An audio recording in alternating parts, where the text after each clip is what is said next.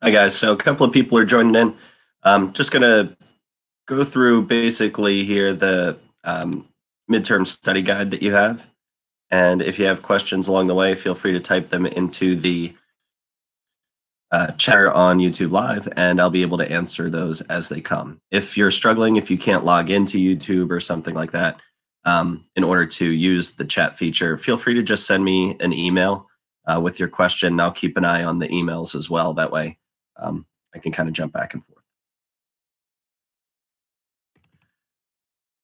All right, so let me pull up the midterm guide here.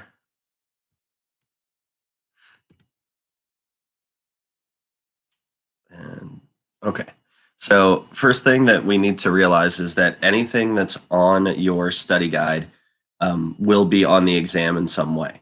It's not going to be exactly as you see it on your study guide, but it'll be basically the same information. Um, the flip side of that is also true, though. So anything that's on the exam will be on your study guide in some way. It's not that I'm going to trick you. I'm going to tell you via your study guide exactly what it is that I want you to make sure that you know for the midterm tomorrow or later on this week. Starting off with the 5 themes of geography, we want to know, first of all, what each of those 5 themes are. So for location, we need to know absolute and relative, absolute being the specific point using latitude and longitude. There are other measures as well, but that's the one you need to know. And then relative location, where something is in comparison to something else. For example, the United States of America is located to the south of Canada. For place, we want to make sure that we know climate. For place, that's like given a specific region, what exactly is going on there? What's the climate like? What's the vegetation like? Anything like that. Region, so the idea is that you start small and then you start to gradually build out. Um, so location, absolute location is the exact dot, the exact spot that something is located. Then as you look at relative location, you start to compare it to things on the sides. And then as you get into place, we start to get, okay, here's a little bit bigger. And then from regions, we say, okay, here's this entire region up here. What does it have in common? Is it are landforms similar? Is the climate similar? Is the basic breakdown of the people, is that similar? So we want to look for those similarities across regions. Then we have movement. How do people, how do ideas move from place to place? That could be the spread of a religion. We looked at movement when we talked about the Crusades, how the path that the European knights traveled as they made their way down into the Middle East. And then finally, human environment interaction. What do humans exert on their environment? And then also the flip side is true. What does the environment exert on humans? Um, for example, we could talk about energy resources, anything like that. Fracking is something in our region, the drilling for shale, that's done pretty frequently and is somewhat unique to the Mid-Eastern United States, the Atlantic seaboard there. And then the opposite is also true. How does the environment influence humans? So how are we restricted by the environment that we live in? How do things like natural disasters affect people? How does the changing climate affect humans? How's that going to affect humans moving forward? All of that fits into that category there. That brings us to maps. This was kind of the last part of our introduction unit on geography. And for the maps, it's important. We don't need to know the map projections, conical, azimuthal, planar. We don't need to know those. What we need to know are the types of maps, meaning kind of the purposes of different types of maps. So political maps, those are like your standard type of map. Shows you boundaries between countries or empires, shows you cities, major cities located there. Physical, that's going to be your topographic map. That's going to show you landforms, elevation changes, all of that fits in. Statistical map, that gives us a wealth of information. These can be highly specific. They might be anything from the amount of people who share a common language to the amount of people who live in a certain area. And finally, historical maps. So this is where that movement theme really comes into play, how people move around, how this We see this a lot with migration patterns, how people move from place to place. We also see it with um, how wars are affected, battles are affected. All of that kind of fits into play there. Excuse me.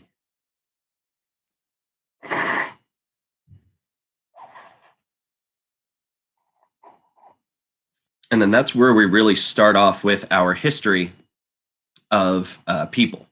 Um, Early man, differences between the Paleolithic age and the Neolithic age, know the definitions of each of them.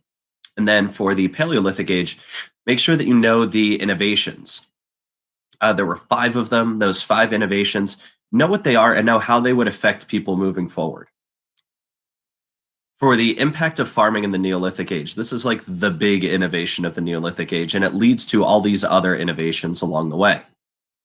As people begin to farm, they stay in one spot and villages form. Within those villages, because it's a little bit easier to farm than it is to hunt and gather for food, that means you can support more people, and it means that not everybody has to be involved in food production. And as a result, something called specialization occurs, where people begin to take on different jobs. And as people begin to take on different jobs, trade begins to happen. Because you might only be a basket weaver. And now, as a basket weaver, you don't have to worry about doing those other things. You can trade the baskets that you make for food, for other items that you might need. And a secondary thing that happens as a result of this is governments forming, because again, you're tied to the land now.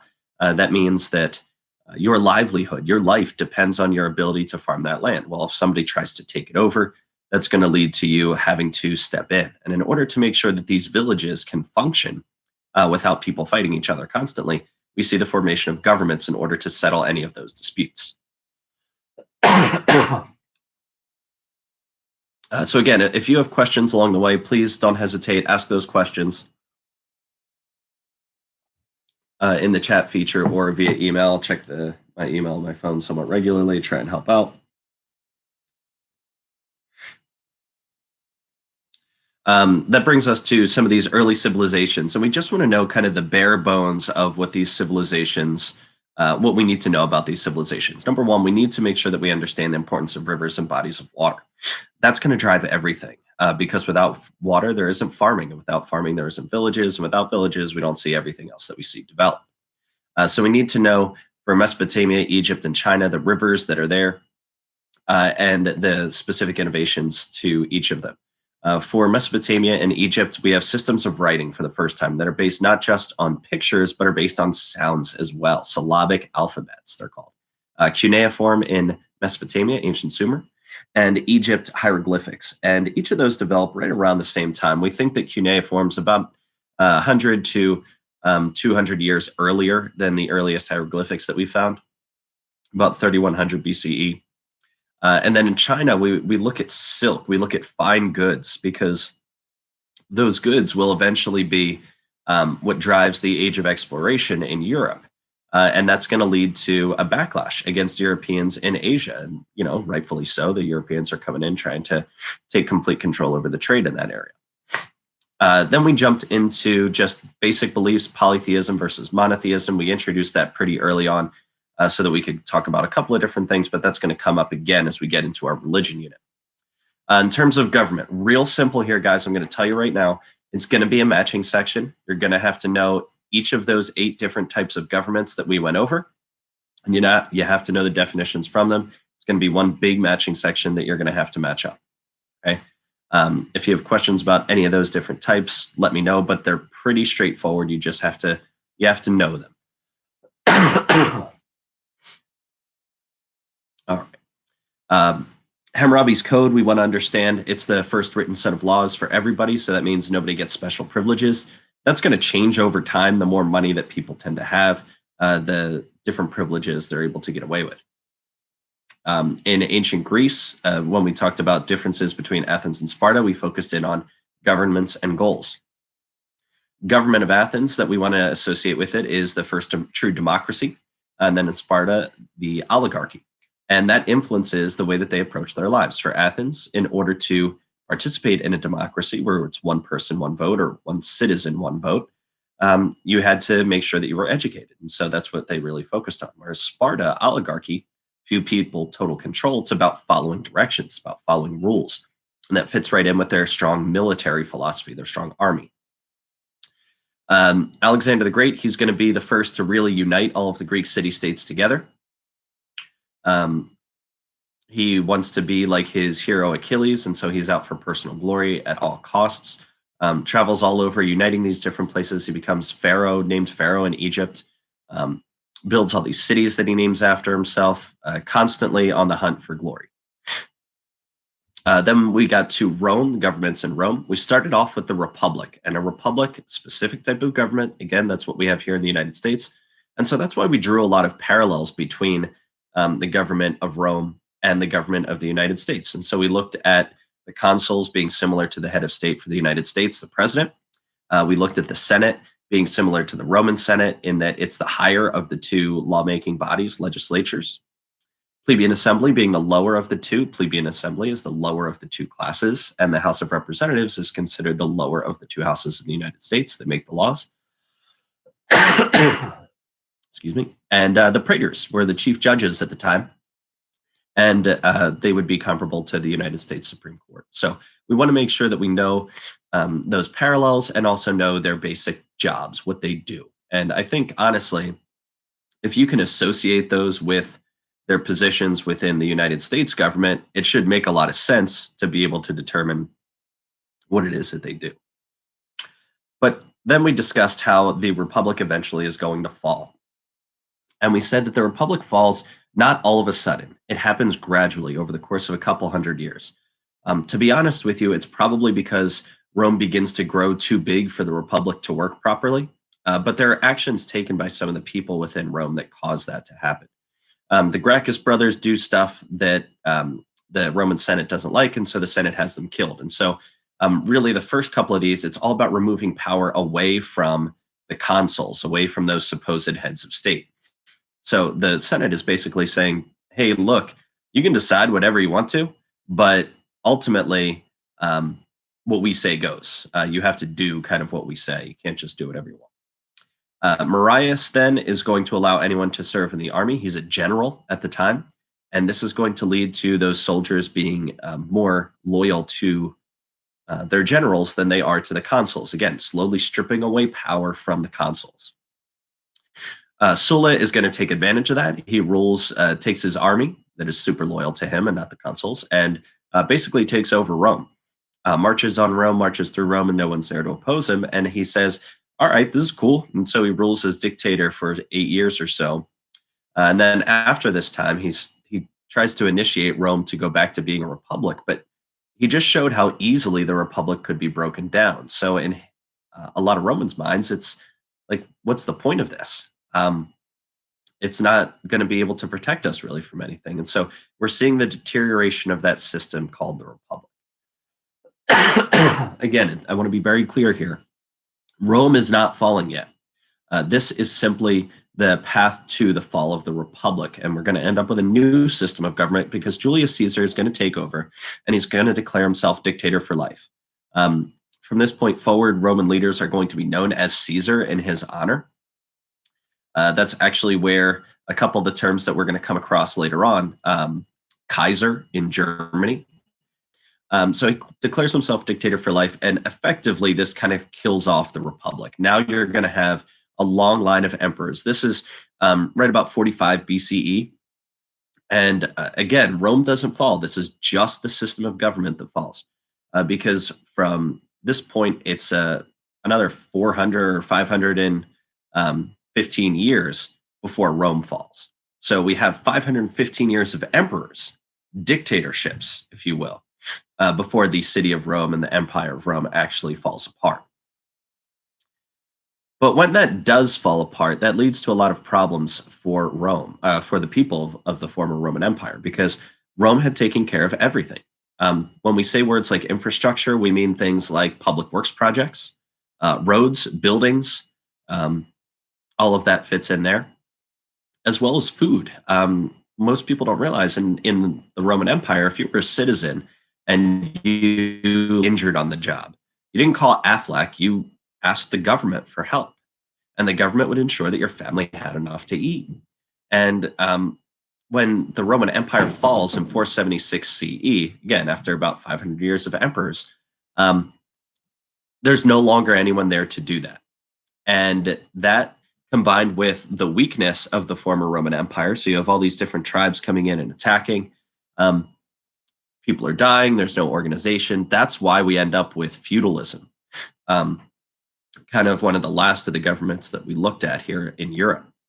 We end up there because um, people needed to organize to survive. And that system is going to allow them to do that, to organize for protection. That's that hierarchy with the triangle, where we get kings at the top, then lords, then knights, then serfs at the bottom. And everybody has a role. So you want to make sure that you know how each of those roles kind of play off of each other. So feudalism goes on, and this is really a time of absolute monarchies, where we have these kings who have most of the control. But eventually, people start to rebel against that. These monarchs, they're even the rich people within the countries don't really have much power. And so people start to rebel against them. And that's really kind of where these philosophers come in. Because these philosophers during the Enlightenment period, they look at this and say there's got to be a better way. So we're right late 1600s, early 1700s. So feudalism has been around for about 800 years at this point, off and on. And it's starting to go away. And we're starting to see some of these kings take total control. And guys like John Locke, guys like Baron de Montesquieu, they start to speak out against one person having total control. And some of their ideas are going to filter and make their way over to the United States. So words from the Declaration of Independence, like life, liberty, the pursuit of happiness in the Declaration. John Locke said property. He said, these things, government can't take them away from you. And if anything, government serves to protect those natural rights, to ensure that nobody can take them away from you. It's not just a king doing whatever he wants. It's about protecting the rights of the people that the person rules over.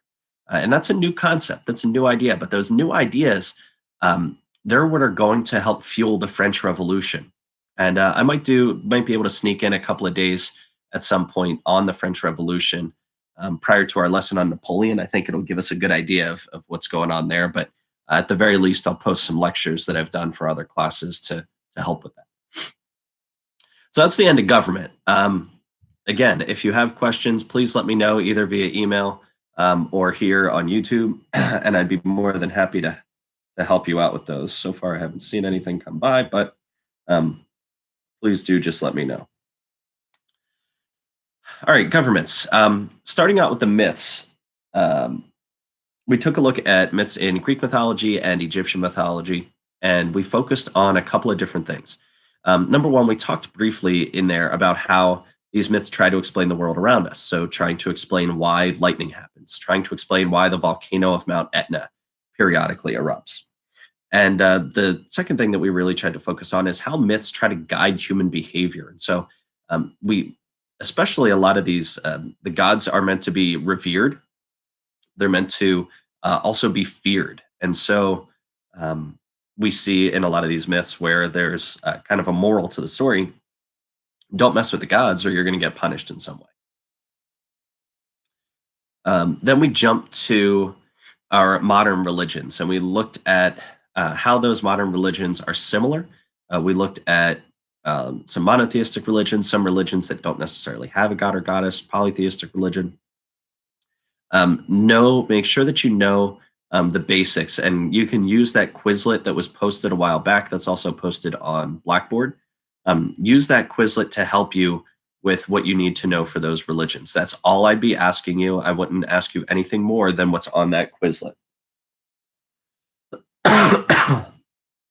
Then, as we tried to tie this closer to history, we looked at the city of Jerusalem.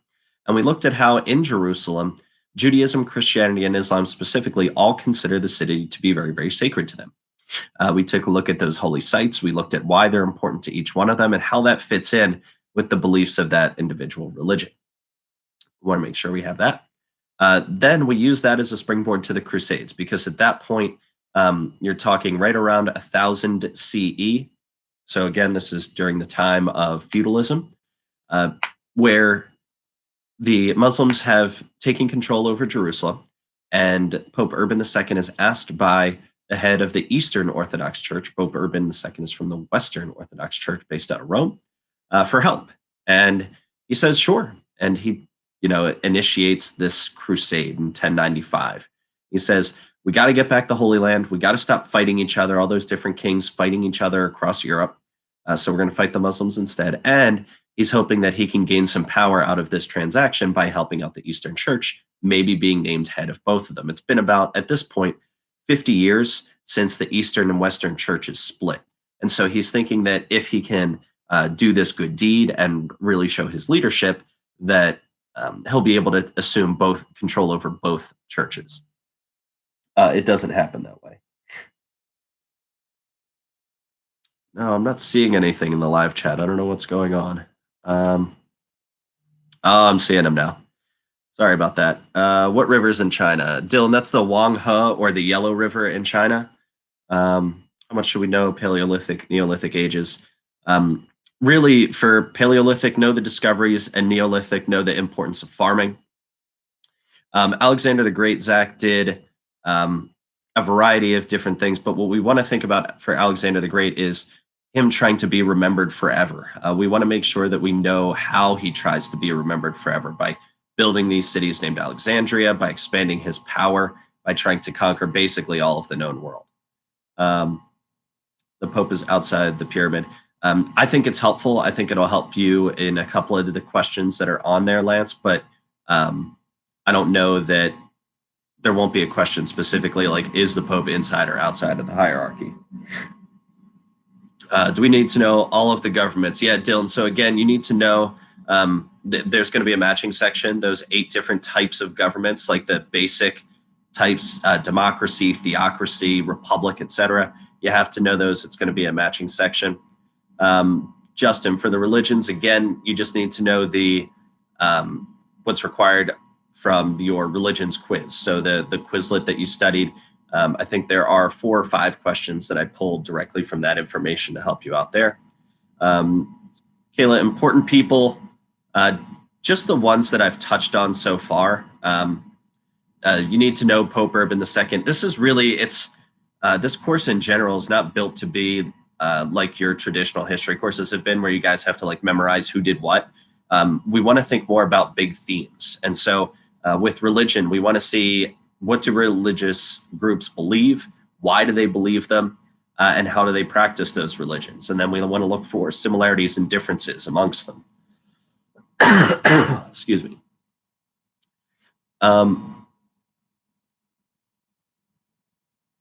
That looks like all the questions so far, but keep firing them out. Now I see them, and we should be good to go. Thanks, Lance, for giving me the little help.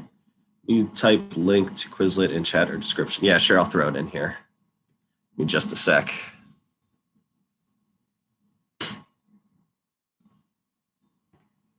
The last thing that we need to know the causes of the Crusades, like why Pope Urban II calls for the Crusades themselves. And then we need to make sure that we know the effects of the Crusades.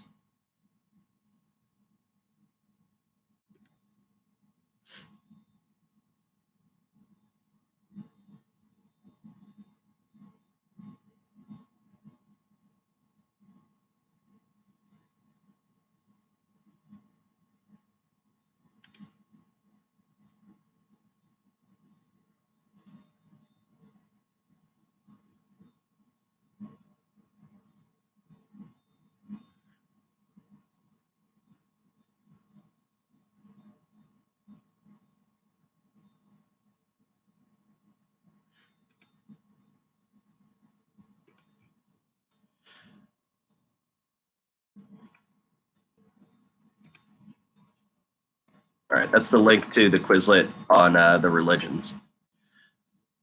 That has some extra stuff in there that you don't necessarily need to know, but it also has the basics of the religions that we want to have. And just know, I'm not going to go like too deep into that. I'm going to pick some of the major stuff to include on your midterm from there.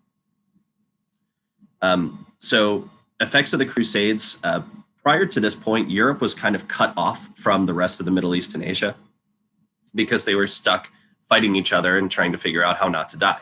But as a result of the Crusades, we started to see more interaction between, especially the people of the Middle East and Europe. And anytime you have more interaction going on, you're going to have ideas being passed back and forth. And as a result of those ideas, that's what's eventually going to lead to the Renaissance, because you have goods being traded back and forth. You have new ideas being shared, kind of, I don't want to say better, but maybe different ways of doing things than ever before. And that's going to really impact Europe and really help to bring Europe out of the Dark Ages and into the light of the Renaissance. And then finally, we ended with extremism. I think I actually eliminated the question on extremism that I initially had on there just because I was absent last Monday and didn't really get a great chance to wrap that up with you guys. But for extremism, that question that we focused on is really the one you want to concern yourselves with. How does the relationship between religions and nations manifest itself? And we saw a little bit of that as ISIS especially is a great example, because they're trying to build their own caliphate. They're trying to build their own nation state. And we see the conflict that causes with countries like Iraq, but also Syria, Lebanon, Jordan, and the United States of America, which has interests in the region too. Saudi Arabia, you can throw that in there. And so that relationship there is kind of what we want to take out of it. Just causes and effects of the Crusades, Kayla. You don't need to know specifically each one of the Crusades and exactly what happens. I would say, if anything, know that the first Crusade was successful, and that's about it, because the rest of them really don't regain the Holy Land. Once the Holy Land is lost, prior to the Third Crusade, the Christians don't regain control of it really ever. No extremism. I think I took that question out of there, Dylan.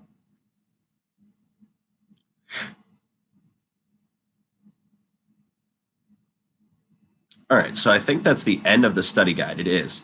But I'll stick around for about another 10, 15 minutes here. If you have questions, let me know. If you want me to explain anything from the study guide or anything else in general, I'd be more than happy to go into that for you.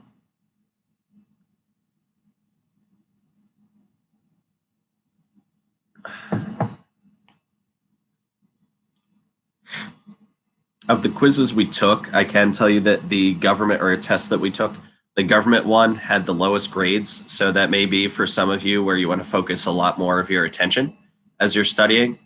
I'll be in tomorrow early, but probably not in my classroom. So if you stop in early and need to see me, I'll probably be down in the gym.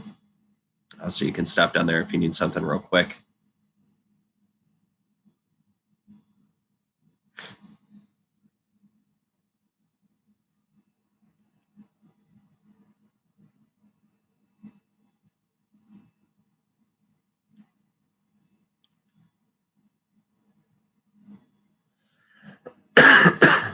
Again, in case you just got in here, there is a matching section on the different types of governments.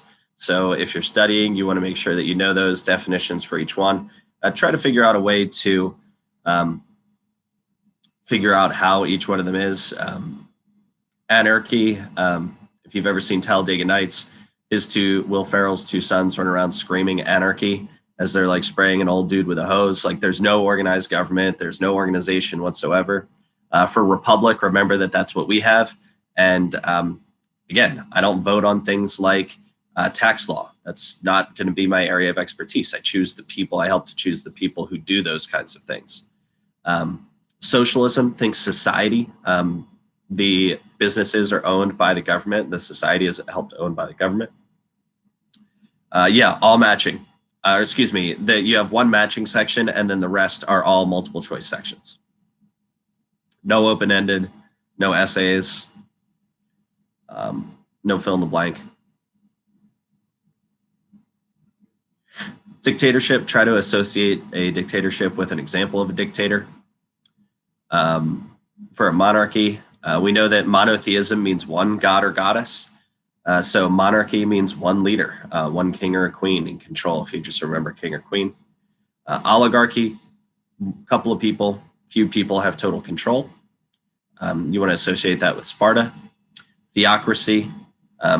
Theologians are people who study government. I don't know, you want to think of Theo, like the god Theo. I don't know that there's a god Theo, but God Theo is the laws of the government are the laws of the religion. And then finally, democracy. And you want to associate that with Athens. One person, one vote, or one citizen, one vote. The people help to decide everything.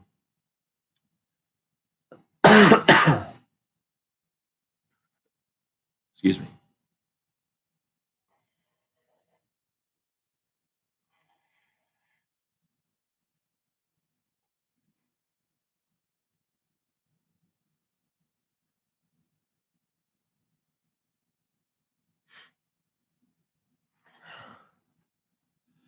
Are you going to play Fortnite? Nah. Kyle, 55 questions. So you got 60 minutes for 55 questions. If you need a little bit of extra time, I'll see what I can do. But really, you should easily be able to finish this completely within class time. Evenly spread out, more stress on certain topics. And I tried to link it with your study guide. So as you see certain things listed on the study guide, that's the amount of emphasis that I'll put on those sections. Again, there's nothing on the study guide that is not on the midterm in some way, and everything that's on the midterm is somewhere on your study guide. But tried to space it out pretty evenly, and I think if you look down your study guide, you can see what areas are going to be stressed by the amount of information that I asked you to do in there.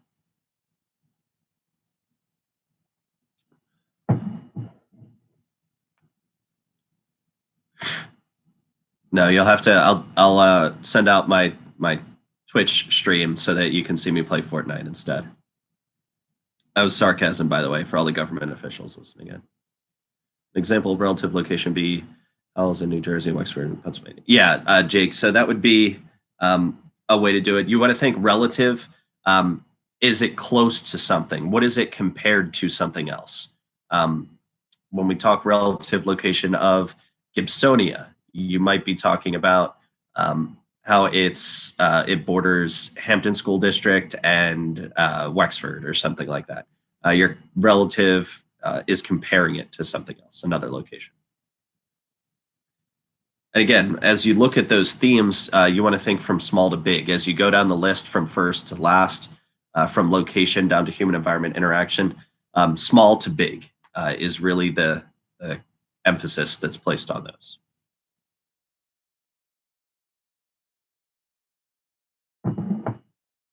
So we have about another 10 minutes. I don't know that I'll be by my phone all night tonight. So if you shoot me an email and have a question and I don't get back to you right away, I apologize.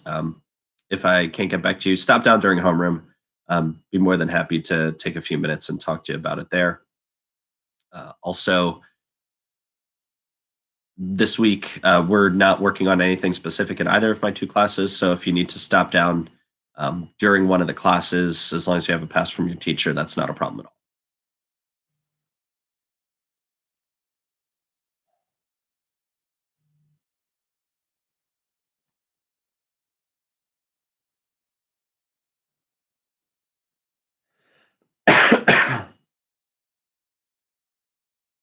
I don't know if Emily's on here. I'll shoot her an email, but the question from Final Jeopardy, that came from your Fall of the Republic people. It's not going to be as extensive, that section on the midterm, as it was on your government test, but you still should know very, very basically how what each one of those people did help to weaken the Republic. So Gracchus brothers are killed by the Senate. That takes power away from the consuls. That's what the Gracchus brothers are. Marius allows anyone to join the army. People are losing confidence in the consuls, trusting their generals more. Sulla is taking his army and leading it and taking over, then says, go back to being a republic. That weakens the people's view of the republic, their confidence in it. And then Julius Caesar basically gets rid of the republic, blows it up. There's still going to be a Roman Senate for like the next 500 years or so. But the Roman Senate is going to be much more of an advisory panel. They're not really going to wield the same level of influence that they did in the Republic as they do when they're emperors. But you do need to kind of know the very basics of each one of those. I don't think I have a question on each one of them, but it would be helpful to know to be able to differentiate between them.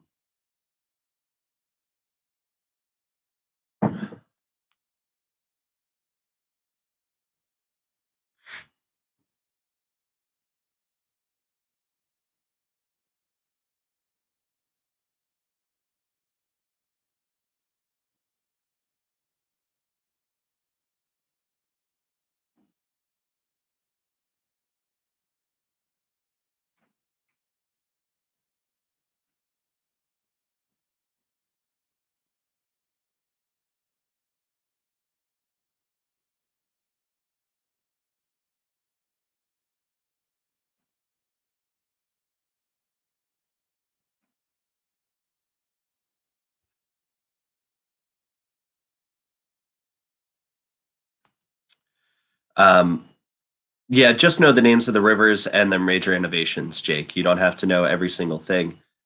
Just a couple of them is fine. You'd be able to differentiate between them.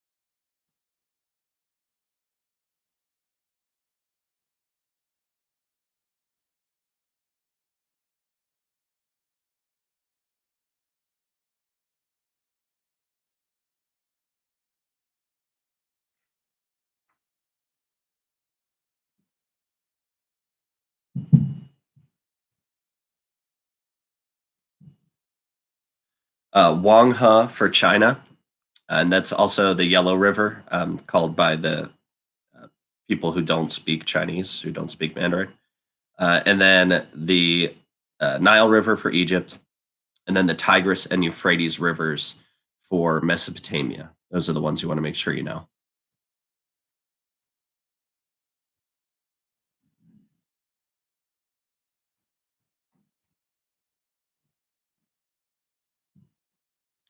All right, I'm going to head on out tonight. Thank you guys for stopping by. And again, if you have any questions, please send me an email and I'll try to get to those as soon as I can. I'll make this public once it's posted here so that you can feel free to check it out. If you missed any of it, you can go back through and see me go through the study guide if you came in a little late. But again, if you have any questions, give me a shout. Thanks again. Have a great night. Happy studying, kids.